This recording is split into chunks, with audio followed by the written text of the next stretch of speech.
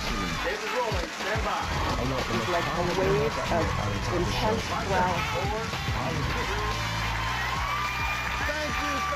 Thank you. Welcome, and thank you so much for joining us today. You know, we're going to meet a woman who's done something really incredible, and you may not need it. I need to hear some of the information she's going to talk about on the show. And? Yes. This woman's coming out here right now on the show. She's cool. I've been hanging with her back here. She was diagnosed with MS, and diagnosed, honestly, probably started her illness a little differently than us. She was hit hard.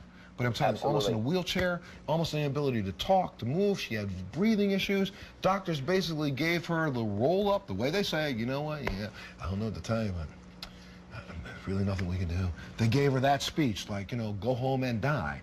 And this woman has now been symptom-free for 14 years, having church on a plan of her own. Well, please welcome my next guest, who is the author of the book, Healing Multiple Sclerosis. Please welcome Boroch to the show. And it's diet, detox, and nutritional makeover for total recovery, which is unbelievable because this has been the thing I've been out screaming about since my diagnosis, that we have to pay attention to what we put in, because what we're putting in is what's causing half the problems that we have, correct? Correct. I mean, it's basically trash in equates to trash out. And Absolutely. give you a little background, I was a sugar addict. I was eating it constantly, 24/7. I'd rotted every tooth out of my mouth. By the time I was 15, I had 16 silver amalgam fillings in my mouth. That's right, got it. And I was type A, stress monger, and going at that pace, it just totally wears down the body. So what was the first thing that made you say, I have to go to a doctor? Because your initial symptoms were pretty profound, especially in the range of people with MS. So talk about this for a second. Sure. You're sitting in a restaurant. I was sitting in a restaurant, and in my 20s, I'm 24 years old, and out of nowhere came this attack where I couldn't breathe, swallow, move, and I started to tremor and spasm uncontrollably. And literally, I was down flat. For the next 6 to 9 months, I could barely hobble to the bathroom. You went from the restaurant to a doctor, home to a bed. To a bed. And within 2 weeks, I sat across from the doctor, and he said, the great news is you don't have cancer. The bad news is you have multiple sclerosis. And basically it was get ready for the wheelchair and we have chemotherapy. The doctor said that you basically go home and die, and you said, No way. At 19, I had Epstein-Barr, which is the monovirus, and I was debilitated at that time. And so I'd already been a guinea pig of having 30 different medications, and I was almost dying at that time. So when the chemotherapy came up with the MS, I knew I was so fragile that if I took that chemo, I would not be here today. And as it was, I would have attacks. When I had these 16 amalgam fillings removed, I did those without any Novocaine or anesthesia, because if you put a needle in me, I would have an attack. I had attacks every day for the first 6 to 9 months. And these attacks are moments filled with spasms, inability to move, pain, joint constriction, name it, right? Yes, and I had a near-death experience 3 months into it. And what was that? Because we should talk about Well, that. let me tell you, it's much easier on the other side.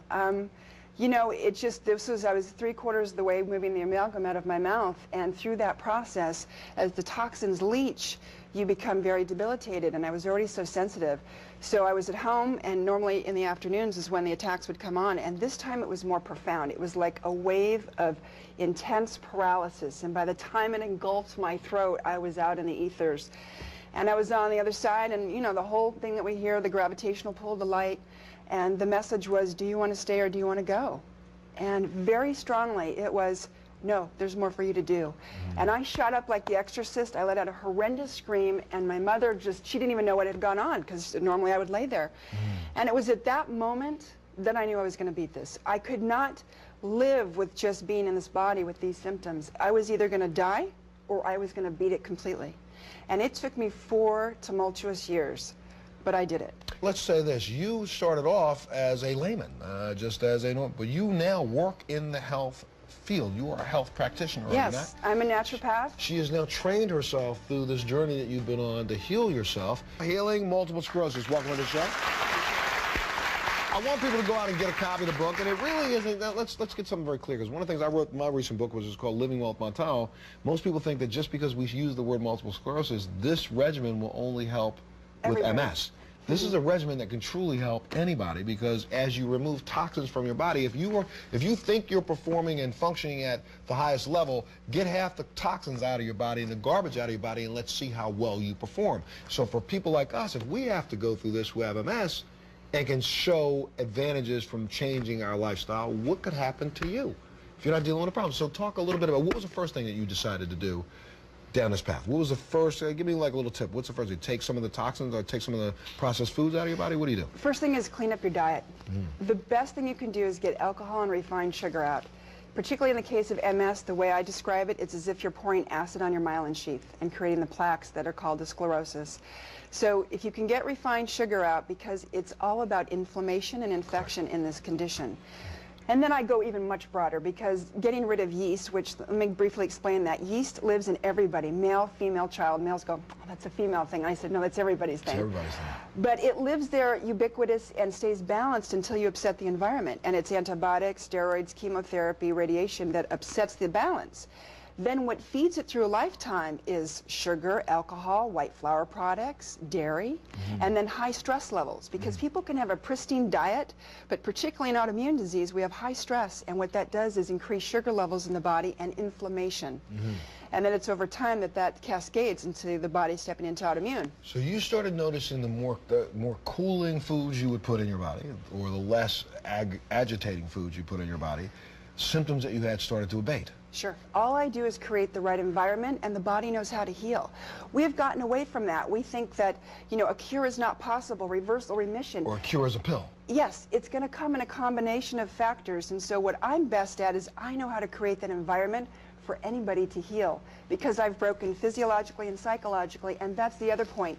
Do not think that your fear-based emotions and outdated belief systems do not suppress your immune system and are one of those factors that shut a body down. Absolutely.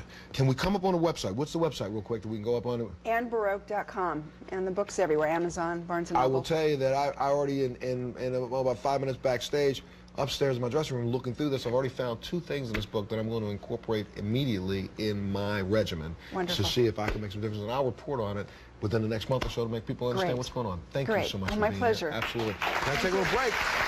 When we come back, we're going to meet a teenager who has dedicated herself to raising money to find a cure for MS. Why? Because when her father was diagnosed, it sent shockwaves. And that's one of the things that I wanted to deal with today, and really what's going to be the last show that I'm going to do on MS on the Montel Williams Show.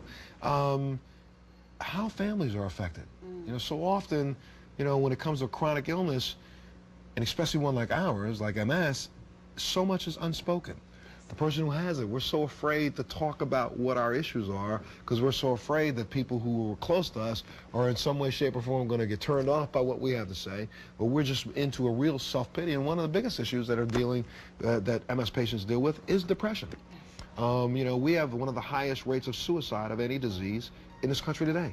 People who suffer from MS, because clinically and chemically what's going on in the body is causing a chemical depression in our brains. And so we can't stop it, can't fight it. Unfortunately, a lot of us suffer in silence. And what I'm hoping that this young lady will do is inspire a lot of other people to recognize the fact that we also need you. As much as we may be pushing you away, fight us and push back. Take a break. We'll be back right after this.